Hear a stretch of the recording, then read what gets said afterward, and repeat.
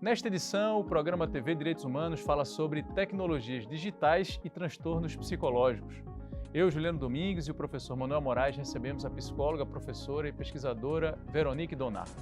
Começa agora o programa TV Direitos Humanos. O TVDH é um projeto da Cátedra Unesco Unicap de Direitos Humanos do Helder Câmara, produzido pelos estudantes de jornalismo do projeto de extensão EduComDH, Educomunicação e Direitos Humanos na Mídia, numa parceria com a Cátedra Luiz Beltrão de Comunicação, o Centro Dom Helder Câmara de Estudos e Ação Social, o Movimento dos Trabalhadores e Trabalhadoras Rurais Sem Terra, o MST, e o Centro de Cultura Luiz Freire.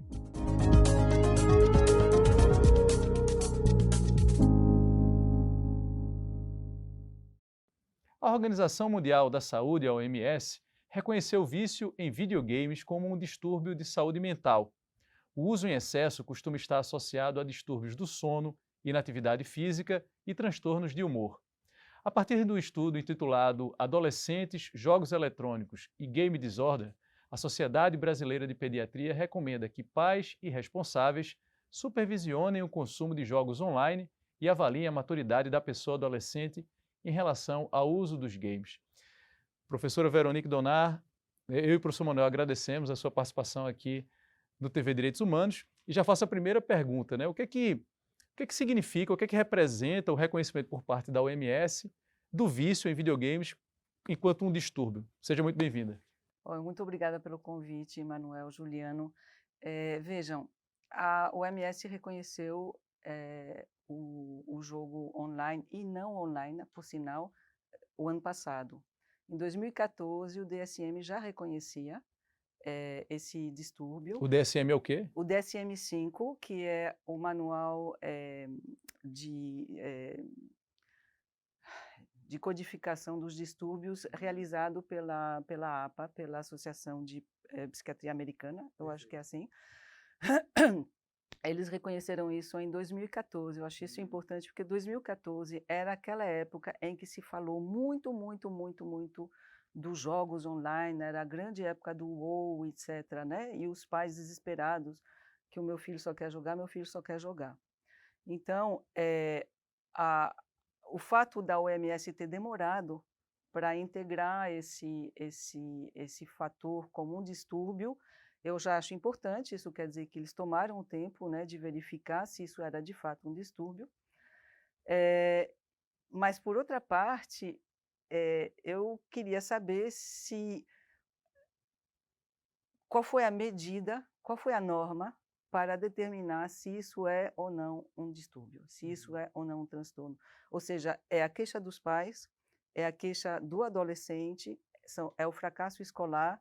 O que fez com que a OMS se preocupasse por um jovem que está jogando o jogo digital? Qual foi o sinal? Eu acho isso importante. Por quê?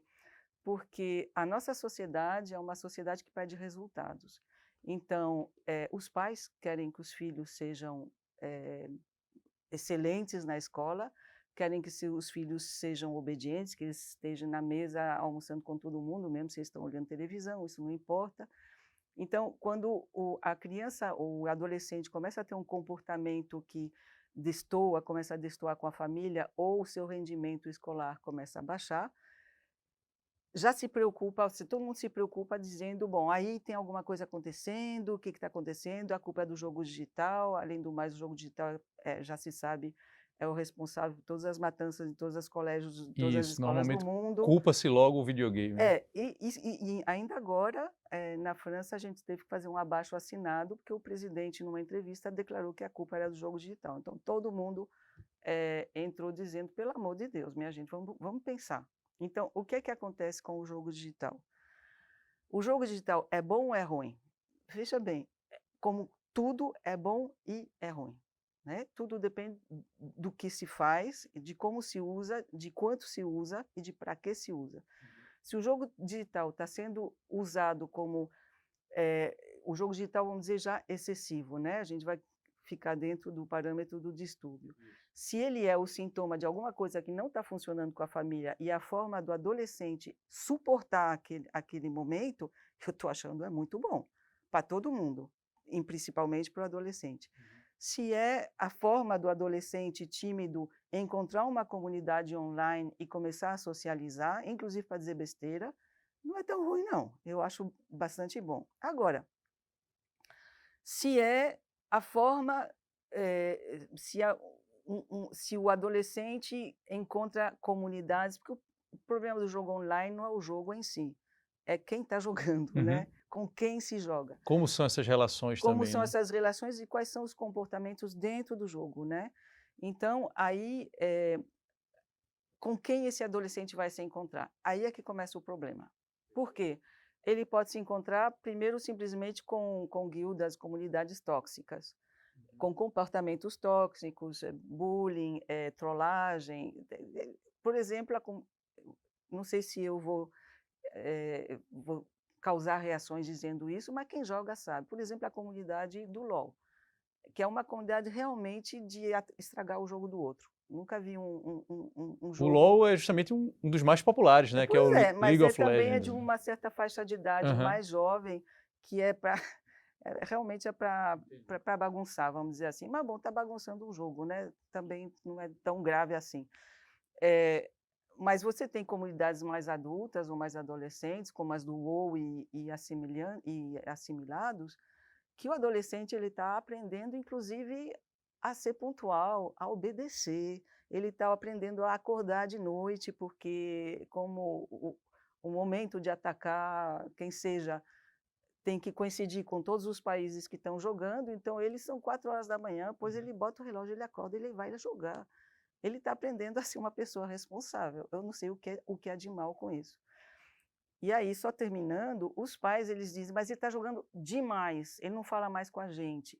Gente, antes os adolescentes fechavam a porta, botavam a música super alta e botavam aquele sinal de proibido passar. Então é a mesma coisa, de outro jeito. O adolescente que joga muito, se os pais soubessem, bom, pode também haver um problema. Eu não digo que não haja a possibilidade de haver um problema, mas não é tão sistemático assim.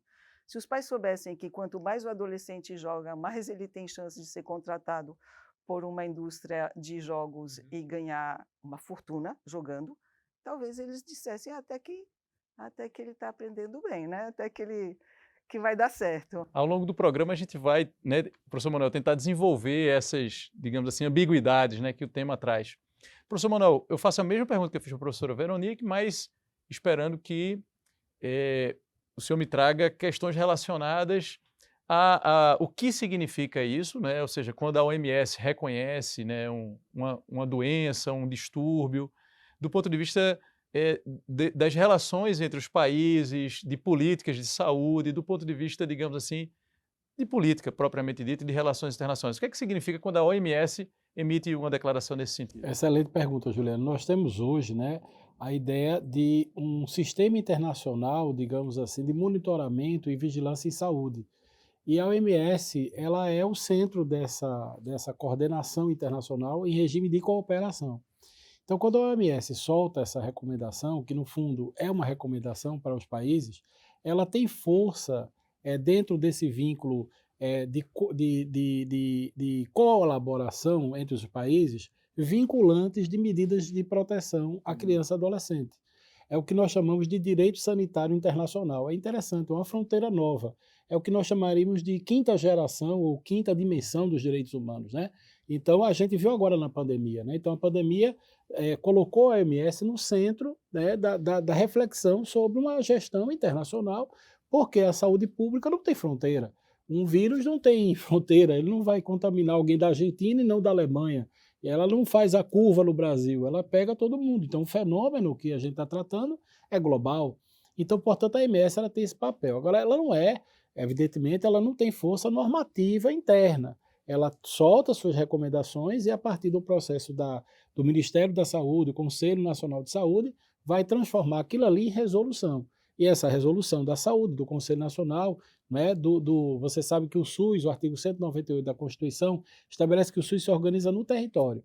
Então, é a partir da ideia do reconhecimento do território que o SUS se organiza e cabe a cada a autoridade sanitária, que é o secretário de saúde, estruturar o SUS para fazer esse atendimento, para ampliar o SUS nessa perspectiva que a OMS está lançando mão. Então, a política pública exige pesquisa, né, investimento em pesquisa, investimento em as universidades em extensão, mas antes de tudo de educação em saúde.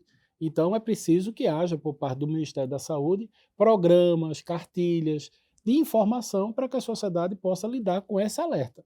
Né? Um alerta não fica no vazio, agora tem que se dar um conteúdo a ele. Aí vem a universidade, vem os psicólogos para, né, ocupar esse conteúdo e dizer, olha, aqui a gente pode enfrentar isso dessa forma, a gente pode enfrentar isso daquela forma. Mas não é o OMS que diz como você vai reagir a esse alerta. No próximo bloco, reportagem de Del Souza mostra como os games podem ser usados de maneira saudável. É daqui a pouco.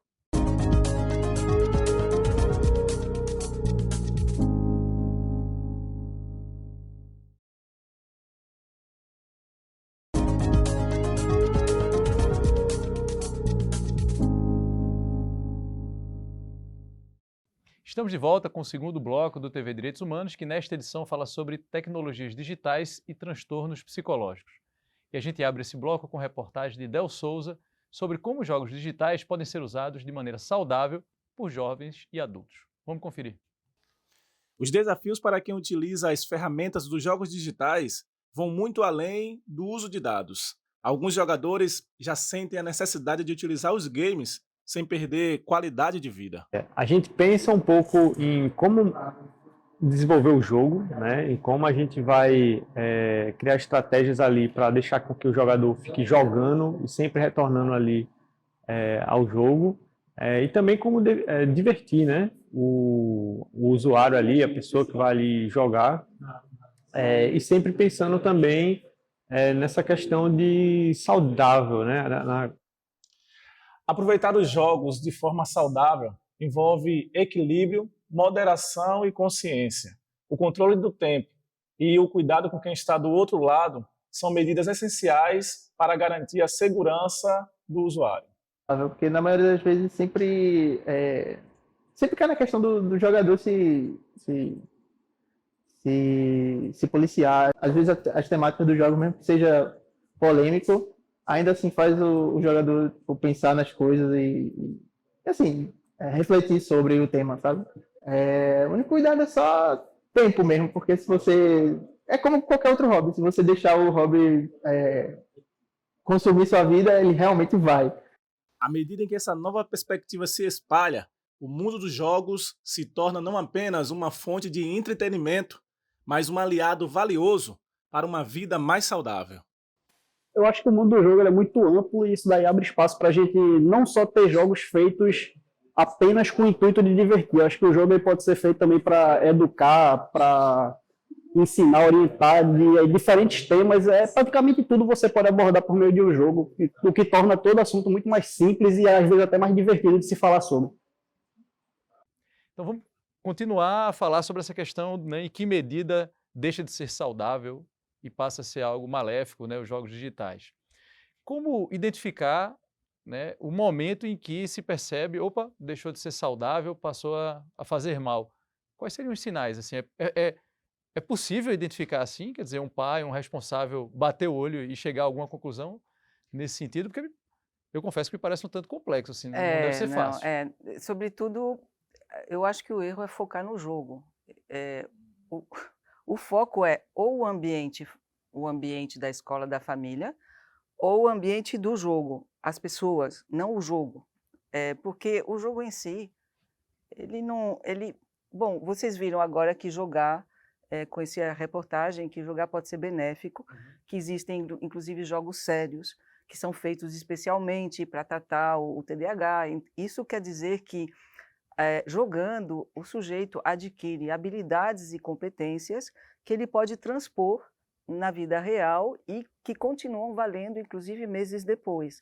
Então, isso é muito positivo quando as habilidades e competências são boas, mas você pode também adquirir habilidades e competências para coisas menos boas, entende? Então, essa transferência na vida real é algo que você tem que acompanhar, porque, veja, vamos supor um jovem que só faz jogar, sei lá, Counter-Strike ou um FPS da vida. Então, a gente pode... Que são esses games em primeira que pessoa, são com a os- arma, assim. Exatamente, e são esses games que, inclusive, quando você vê uma reportagem na televisão de que aconteceu uma invasão na escola, a própria mídia filma do jeito do jogo, que é impressionante. A gente não sabe quem é mais responsável, se é a mídia ou se é o jogo em si. É impressionante essa estética A do jogo. representação, né, do... É. Então, o que eu quero dizer com isso é que um jovem pode estar jogando a raiva toda dele lá, até não sobrar nada, mas saibam que ele vai atirar muito melhor do que antes. Ele vai adquirir essa competência, ele vai adquirir uma capacidade de ter uma atenção periférica, de tomar microdecisões, de atirar bem. Então, tudo isso é muito bom. Se é uma criança, um jovem que está perturbado e que planeja um assalto, um ataque a uma escola, e ele está treinando. Ele já não está jogando, ele está treinando, porque ele vai adquirir um saber, uma competência para o que ele está querendo. Mas não é o jogo que vai provocar essa ação. É o fato de que ele quer isso, ele está já nessa dinâmica e o jogo é uma forma de começar a sentir que isso está começando a se tornar realidade, entende? Enquanto que uma criança que só está com raiva ou que gosta, porque tem gente que adora isso, gente, qual o problema? Qual o problema? Você não, quando a gente era criança na escola, bom, eu não, mas nos recreios da escola, você não brincava de ladrão ou de sei lá o quê, agora eu era herói. A mesma coisa, não tem problema nenhum. O negócio é o que ele faz dessa competência, o que ele faz dessa habilidade, para que ele quer essa competência e essa habilidade. Então, isso é uma primeira coisa. Depois, o que eu chamaria muito a atenção é sobre quem esses jovens vão encontrar. Porque agora já é notório de que, bom, sempre foi assim, mas antes eram mais Facebooks e da vida e coisas assim, que, por exemplo, aplicativos como o Discord, que é o grande aplicativo dos gamers, né, está assim de pessoas com intuitos pedófilos ou coisas dessas, de cooptação, como é que tem um nome para isso que eu esqueci agora, mas tanto faz, que está procurando vítima, está procurando conversar, etc, etc. Então, quando você entra dentro de um jogo e depois esse jogo, porque vamos supor que você está jogando num reino, esse reino vai ter o seu Discord. Então, pronto, você entra no Discord do reino, aí começa a conversar, você não sabe com quem você está conversando, não sabe mesmo. Então, esse é um problema, que isso é uma questão de educação do jovem. Quem educa pode ser os pais, só que os pais não costumam ter muita autoridade nesse campo, né?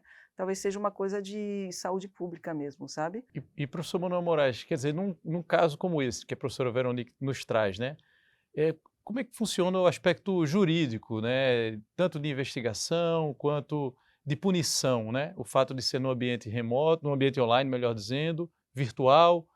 Quais as distinções entre episódios nesse ambiente e, digamos, na vida real, né? Nós estamos num processo de aperfeiçoamento legislativo, porque o fenômeno é muito recente, então o direito está tentando acompanhar ainda esse fenômeno, né? Nós temos uma atualização importante do Estatuto da Criança e Adolescente, que é a Lei Henri Borel, e que modificou o Estatuto, criou uma série de novas competências para os conselhos tutelares, modificou inclusive a questão, agravou a questão da pedofilia, do ponto de vista da responsabilização penal. Então, uma vez identificado, é preciso haver imediata socorro a essa vítima. Essa criança tem que ser alvo de uma, digamos assim, uma investigação por parte da Polícia Civil, que tem a competência investigativa acerca dos crimes de pedofilia e, consequentemente, né, daquilo que enseja toda essa investigação. Agora, ainda nós temos as delegacias especializadas em crime cibernético muito restritas a determinados valores, acima de R$20 mil, eu acho que tem um valor, um teto, né? Então, eu não tenho notícia de delegacias especializadas do ponto de vista da pedofilia virtual. Isso ainda é uma coisa recente, né?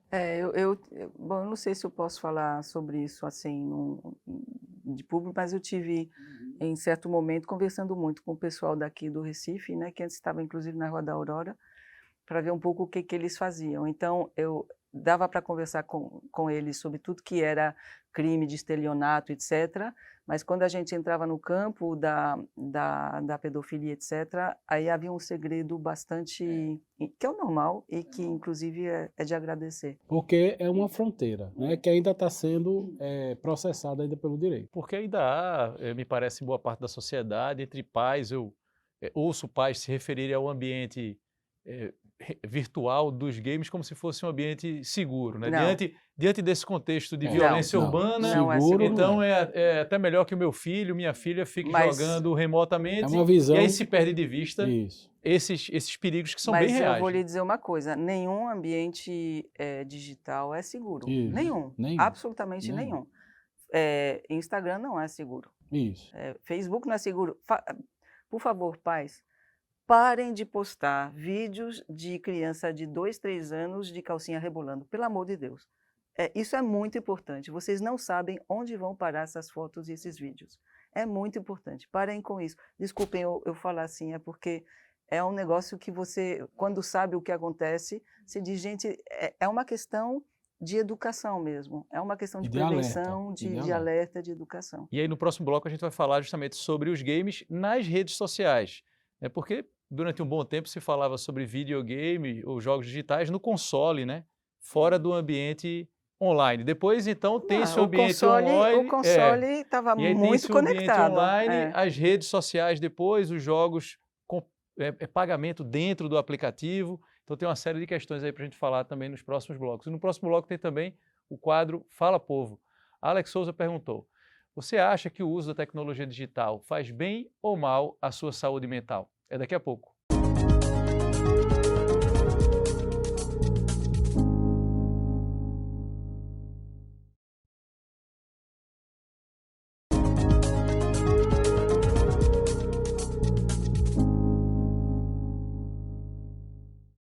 Estamos de volta com o terceiro bloco do TV Direitos Humanos, que nesta edição fala sobre tecnologias digitais e transtornos psicológicos. Agora é hora do quadro Fala Povo com Alex Souza.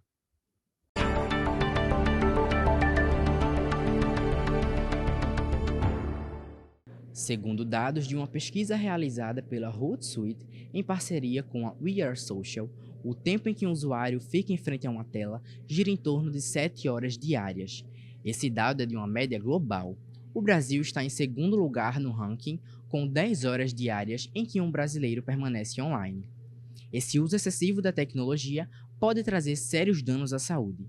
Problemas na visão, insônia e transtornos psicológicos estão entre eles. No Fala Povo de hoje, o TVDH foi às ruas para saber: você acha que o uso da tecnologia digital faz bem ou mal à sua saúde mental? Pode fazer bem, pode fazer muito mal. Vai depender de quem a usa e da forma como usa. O exagero, o abuso, sempre vai ser prejudicial. E sim, vai trazer transtornos mentais. A gente também tem que ver, né, os meios de tecnologia, redes sociais, televisão, como meio também da gente distrair. No momento que a gente está cansado, a gente pega o celular, a gente pode se aproximar de pessoas que estão distantes da gente e que fazem bem à nossa saúde mental. Só que é aquilo, né? Tudo em excesso faz mal. Então, eu acho que é muito relativo. Tem que saber a hora de usar, a quantidade e o momento. Para muitas coisas, eu acho que a tecnologia ajuda bastante no dia a dia, assim. Aplicativos para a gente resolver. Por exemplo, agora eu estou fazendo minha carteira de estudante por um aplicativo online, né? Então, para muita coisa, facilita muito a nossa vida. Eu tinha prometido no final do bloco passado de que a gente iria falar sobre redes sociais digitais e games dentro desse ambiente, mas tinha uma coisa antes que eu queria perguntar, principalmente da professora Veronique. A gente está falando sobre o vício nos jogos digitais. Em que medida o vício em jogos digitais é diferente do vício em jogos? A gente sempre ouviu falar tradicionalmente dos jogos, por exemplo, de baralho ou dos jogos de azar. Em que medida o fenômeno do vício em jogos digitais é diferente desse tipo de vício? Cada um tem sua nomenclatura, viu? Tanto na CID, na OMS, como no DSM. Vício em jogos de azar é uma coisa, vícios em jogos de baralho e assim que não são online é outra, e o vício em jogos digitais, online ou offline, é o que está caracterizado, ou seja, na OMS. Então, eles separam realmente. São o que se chamam vícios sem substância, né? Está dentro da categoria das adições, mas são adições sem substância e são comportamentais e com questões de reforço, etc. Se você ganha, aí você quer ganhar mais. Se você perde, você quer recuperar, etc. A grande diferença para mim é que aí que eu não sei como o fato do jogo ser offline vai ser comparável. O que realmente vicia no jogo online é o fato de você estar jogando com pessoas. Em tempo real, naquele momento. Porque, veja, se você compra um RPG, instala no computador e joga só no computador, sem estar jogando com ninguém... Com a inteligência artificial do próprio game lá. Você sabe que você vai jogar 30 horas, vai deixar de dormir 2 noites e vai acabar o jogo. Mas tem gente que maratona a série, assim. Então, qual o problema de você se cansar um pouco porque quer terminar o jogo, não quer parar? Tudo bem, quando era a época do Games of Thrones, gente, o pessoal não dormia esperando chegar a série. Então, isso não tem problema. Agora, quando você entra num jogo online, você quer saber o que eles falam, você quer saber o que aconteceu, porque são o que a gente chama de universos persistentes. O jogo no computador, o universo ele acaba quando você desliga o computador. Online ele continua, você saiu, o negócio continua acontecendo, aí você não quer perder, você quer ficar dentro do que está acontecendo, aí é bem diferente. E aí, professor Manuel, queria trazer o aspecto político-econômico disso, né? A indústria de games tem superado aí com números extraordinários, inclusive a indústria do cinema. E aí são grandes organizações que produzem, né, investem muito dinheiro, e não é só um jogo, né, muito mais do que um jogo, ali tem ideologia, ali tem visões de mundo. De que maneira o senhor analisa o movimento dessa indústria no que diz respeito a esse processo de construção, digamos assim, né, de uma realidade paralela, né, para tantos jovens ao redor do mundo? Veja, no capitalismo tudo vira mercadoria, não é? Então o lazer é uma mercadoria. E uma mercadoria muito lucrativa, porque nós estamos falando de bilhões entre produção, comercialização e acesso.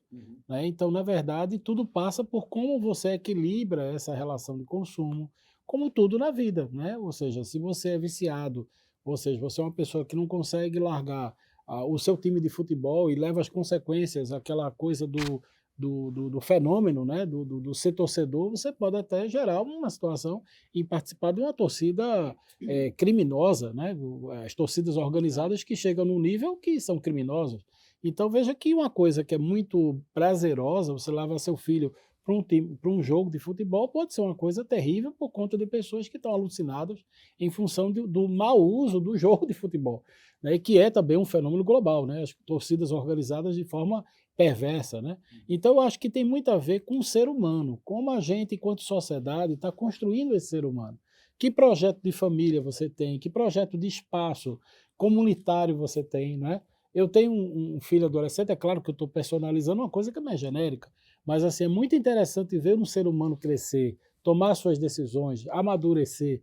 Agora, ao mesmo tempo, isso é um desafio, porque ele não é mais aquele ser que você tutela e que você define o que vai vestir, o que vai botar, o que vai calçar. Ele agora tem autonomia, ele quer usar a roupa que quer, ele quer ter o comportamento que quer, ele quer jogar.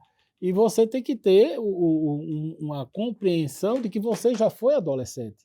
Eu acho que o melhor lugar para esse lugar, né, de família, ou de estar junto, né, enquanto rede, é criar uma rede de proteção, que envolve não só aquele pai e a mãe, mas também o avô, a tia, os amigos da escola, criar espaços reais de convivência. Eu acho que se a gente pudesse conduzir isso, né, quer dizer, vamos também jogar futebol com nossos filhos, jogar, mesmo que você não seja um atleta, você sabe que não vai aguentar 10 minutos, mas ter aquele impulso, né, de querer criar um mundo real, trazer a realidade para essa convivência. E isso é muito positivo. E ouvir, né? Eu acho que a gente é uma sociedade em que o ouvir está se perdendo como valor. Então a gente não quer ouvir o outro. Então a gente não quer ouvir o filho, porque ele não tem nada de novo para trazer. Veja, mas isso é terrível, porque a criança tem uma percepção de mundo que pode também lhe enriquecer sobre vários aspectos da vida. Então eu acho que a grande questão aí que o Estatuto propõe, veja que coisa interessante, é dever da família, da sociedade e do Estado a proteção integral da criança. Então, nunca o Estatuto pensou, é dever do Estado, né, da sociedade e da família por último. Não, é o contrário. É a família, a sociedade e o Estado. A gente vai estourar um pouquinho o tempo desse bloco, mas eu não queria encerrar sem fazer uma pergunta emendando com esse comentário do professor Manuel. Me parece que aqui não é uma tarefa fácil superar a sofisticação que os games possuem no sentido de capturar essa atenção, sobretudo dos adolescentes. E aí a gente observa, por exemplo, aplicativos que você baixa gratuitamente, mas que há compras dentro do aplicativo. Então você não paga nada para baixar o game, mas você acaba se deparando com compras dentro do aplicativo. E aí, professor, eu queria perguntar à senhora o seguinte: a gente tem observado uma discussão, né, mundial sobre os mecanismos cada vez mais sofisticados que essas tecnologias têm adotado, que capturam a nossa percepção.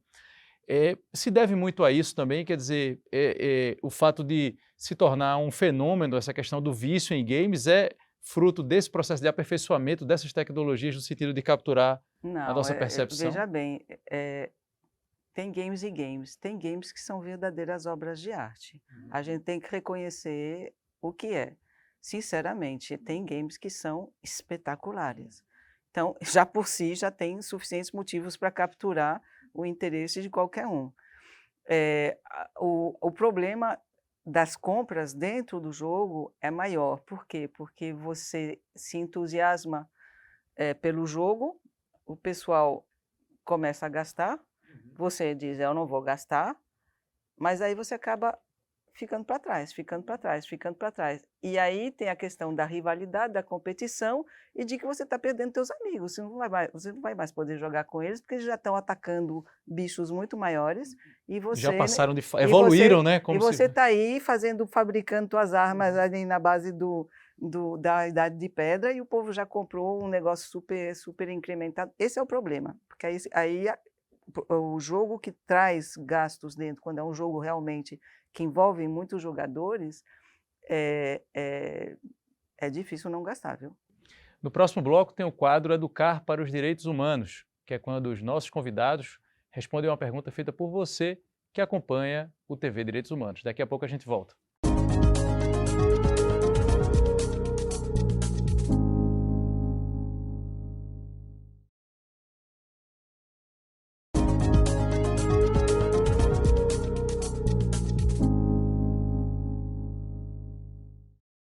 Estamos de volta com o quarto bloco do TV Direitos Humanos, que nesta edição tem como tema Tecnologias Digitais e Transtornos Psicológicos.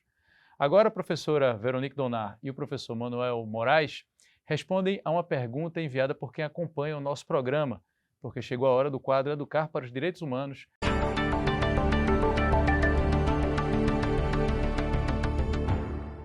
A partir de que idade e com que frequência se considera saudável deixar crianças utilizarem jogos online? A gente agradece a Thelma Guerra, publicitária, coordenadora do curso de Publicidade da Universidade Católica de Pernambuco, pela pergunta, e aí eu já passo. E aí eu acho que é uma pergunta muito mais para a professora Veronique, né, professor Manuel? A partir de que idade, então, é possível a gente pensar de maneira saudável o consumo de jogos? Olha, eu não sei aqui no Brasil ainda como funciona isso. Como eu sou francesa, na França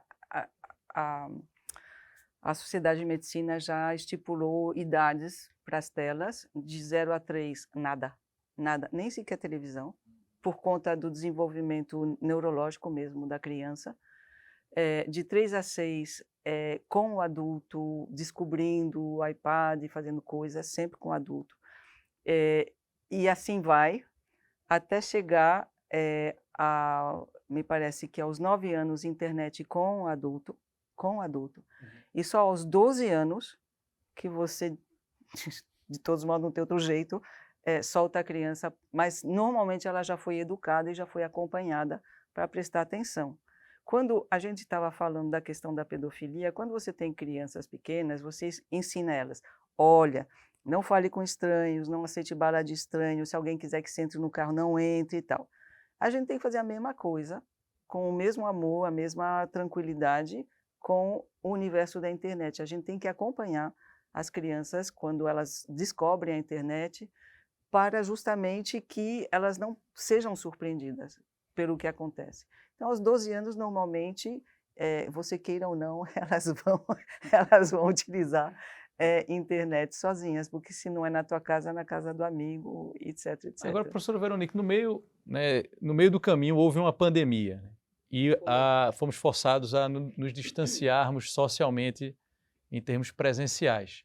E aí os números mostram, né, que, sobre vários aspectos, né, professor Manuel, já tratou, por exemplo, aqui do consumo online, né, por exemplo, das entregas, o consumo de streaming também aumentou bastante, e também o processo de socialização no ambiente dos jogos digitais.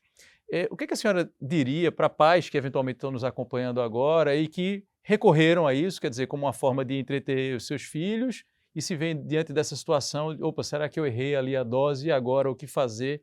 Existe alguma recomendação nesse sentido? Olha, cada família funciona do seu próprio jeito, tem sua própria forma de se autorregular, então eu não vou dar conselho para os pais, eu só vou dar uma analogia. Imagine que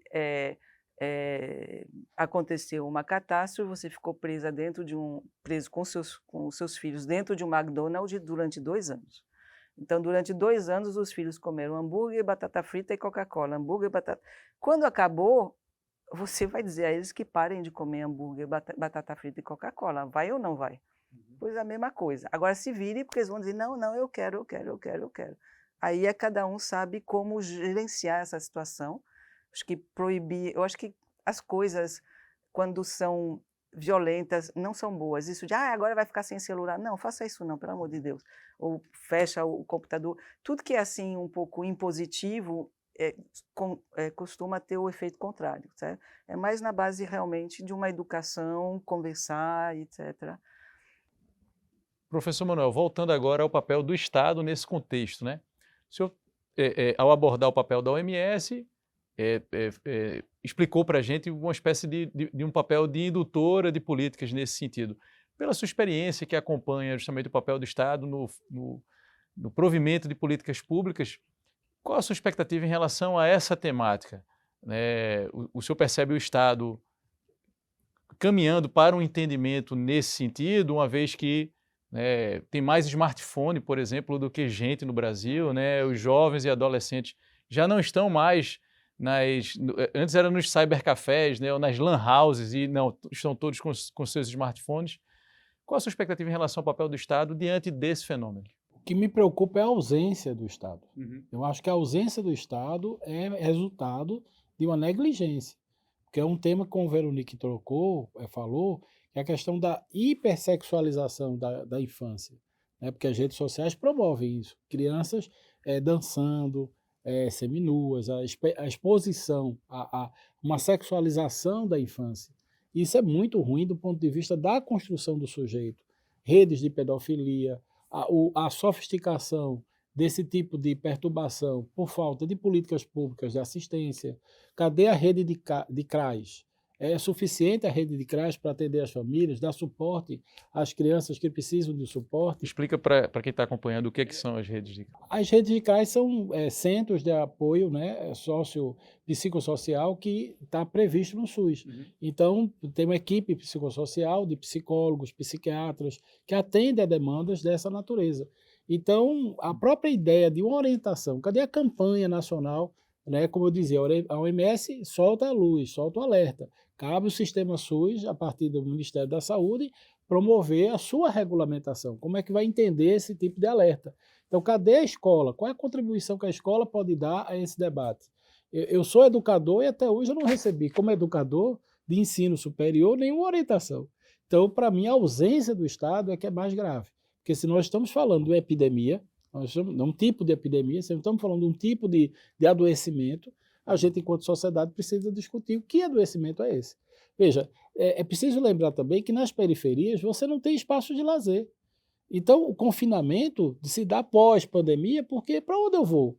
Se a praia não é a população quando desce para a praia é marginalizada. Se ela vai para o shopping center, é perseguida. Se ela vai para a escola, sofre racismo. Então, ela também se sente confinada a buscar os seus avatares, né?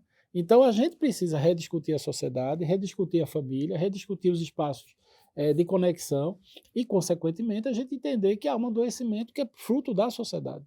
E que o game apenas é um vetor, né, professora? Não, eu realmente, o game não é o vilão da história, não é mesmo, sabe? Agora, vocês tocaram num ponto que eu acho muito importante, que antes a gente ia para um lan house, eu tinha aquele computador e tinha um computador para a família toda, tinha que brigar, não, é a minha vez, é a minha vez. E agora cada um tem um ou dois ou três, ou bom, pelo menos um celular, bastante performativo. Isso muda tudo, isso muda tudo, isso muda uma relação, inclusive com a internet, que é muito mais de continuação de você, ou seja, uma pessoa que está acostumada a ficar checando o celular o tempo todo, a estar o tempo todo, você tira isso, você está tirando uma parte dessa pessoa. É muito mais violento do que dizer, não, hoje você não vai computador porque não sei o quê. Então, nesse sentido, a sociedade não é mais a mesma. Não é mais a mesma que aquela sociedade de 2014, quando o DSM resolveu dizer que o jogo intensivo na internet era um distúrbio. Agora, eu não sei se é o jogo intensivo que é um distúrbio. Eu acho que a internet é um distúrbio para a gente. Como um todo, né? Como um todo, é. O fato de você você não consegue mais pensar, você delega tudo. Não só a internet, mas as inteligências artificiais. O poder de decidir, o poder de lembrar, o poder de sugerir, gente, tudo, tudo. A gente faz cada vez menos esforços por sermos pessoas de decisão, pessoas enfim. Depois do intervalo, tem o quinto e último bloco desta edição do TV Direitos Humanos. Daqui a pouco a gente volta.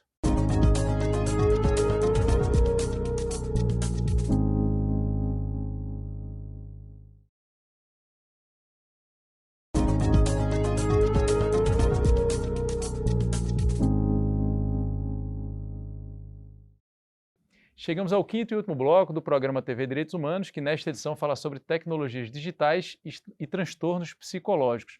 E aí, professora Veronique, nesse último bloco, né, Manuel, a gente procura trazer um pouco de horizonte, né, perspectiva em relação a essa temática.